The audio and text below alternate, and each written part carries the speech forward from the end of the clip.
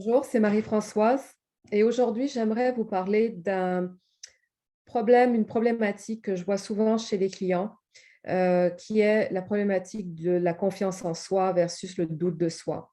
Alors dernièrement, j'ai fait quelques sessions avec une cliente qui avait cette problématique, qui est arrivée avec des gros problèmes de doute de soi. Et ce doute de soi l'entraînait dans des scénarios incroyables de perfectionnisme où elle passait des heures et des heures et des heures à répéter des présentations, à surrépéter des présentations, à en faire trop, hein, en développant ce qu'on appelle un excès de potentiel et un balancier le balancier du perfectionnisme qui était poussé à outrance.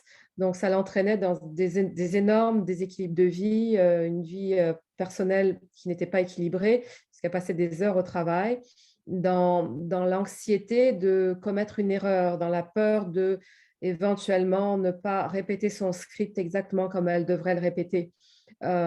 Si elle le faisait mal, la peur embarquait et cette peur euh, la mettait dans un état de panique intense où elle se sentait jugée, elle se sentait rejetée, elle se sentait mal aimée. Et donc, tout son travail et ses efforts énormes, c'était de paraître parfaite. Alors, cet perfectionnisme peut nous envoyer vraiment dans des voies très négatives dans notre vie. Et donc, on a travaillé à nettoyer tout ce qui ne lui appartenait pas et toutes ces perceptions et ces croyances erronées d'elle-même, les attentes que les autres, sa perception des attentes des autres par rapport à son être et à ce qu'elle devait émaner. Et en faisant ça, on s'est rendu compte en juste 2, 3 sessions que la peur de ne pas paraître bien était partie complètement. Donc, elle est passée de aucune confiance, puis le doute de soi absolu à une confiance en elle qui était accrue, car en nettoyant, quand on nettoie ce qui ne nous appartient pas, tout ce qui nous reste, c'est notre être authentique. Et là, on est connecté à notre direction de vie, on est connecté à nous-mêmes. Et si on fait des erreurs, peu importe, au moment où je vous parle, il n'y a rien que j'ai préparé d'avance, mais peu importe. Le plus important, c'est de se sentir qu'on est authentique dans notre communication avec autrui.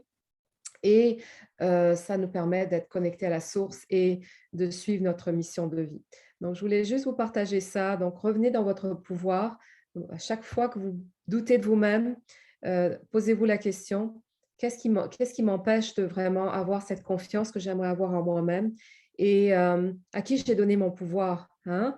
À qui j'ai donné mon pouvoir et qu'est-ce que je peux faire pour revenir dans mon pouvoir et nettoyer ces croyances erronées que j'ai par rapport à ce que je suis supposée être dans ce monde, ma place dans ce monde, comment je vais être aimée, comment je vais être perçue, etc.